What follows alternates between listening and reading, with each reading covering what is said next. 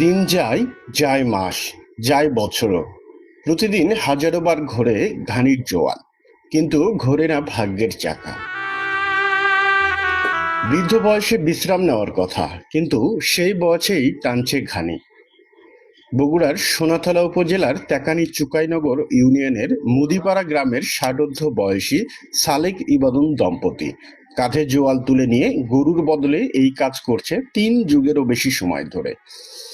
অসুস্থ শরীরে শক্তি পায় না আগের মতো, তবুও এই কাজকে মেনে নিয়েই চলছে নিয়তি। প্রতিদিন 12 থেকে 15 কেজি সরিষা ভেঙে তেল তৈরি হয় 3 থেকে 4 কেজি। গ্রামের বাজারে তা বিক্রি করে যা আয় হয় তা দিয়েই চলে সংসার। শেষ বয়সে এই দম্পতির আশা একমাত্র গরু বাবার। বাবা এইভাবে আমি গাছ বিক্রি করছি বাবা, এইভাবে গাছ বাজ 300 টাকা তেল বিক্রি করি, হাট বাজারে বিক্রি করে এনে খাই বাবা। খুব কষ্টই করেছি, এর মধ্যে কেউ যদি দয়া করে, আমার দয়া করে বাবা, কিছু গরু টুরু দেয় তাহলে আমরা কিছু রেখে যাবো বাবা। এই বর্ষে আমরা এলে করেছি, পরিশ্রম করেছি, মনে করো 5টা বেটা মানুষ করছি, কষ্ট করে দিদি মুড়ি দিয়ে দিছি। চলে গেছে তারা বেটারা মনে করো যার মনে সে করে খাচ্ছে। এখন হারা ঘুরে ঘুরে এখন এই কষ্ট করছি বাবা।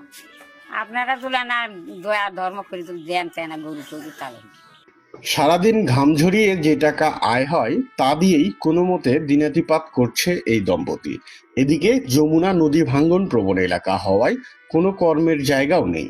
তাই স্থানীয়দের প্রত্যাশা, বৃত্তবান যদি কেউ তাদের গরু দিয়ে সাহায্যের হাত বাড়ায়, বাকি জীবনটা ভালোভাবে কাটাতে পারবে।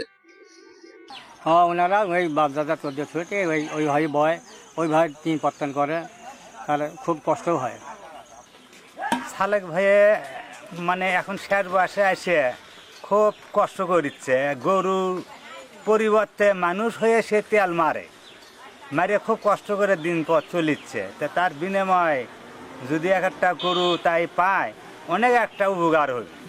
7 ছেলে মেয়ের জনক হলেও অভাবের তাড়নায় কেউই খোঁজ নেয় না ওই বৃদ্ধ পিতামাতার। এভাবেই মাথার ঘাম পায়ে ফেলে শেষ বয়সে এসে জীবনের সাথে যুদ্ধ করেই ঝুপড়ে ঘরে বসবাস করছে তারা।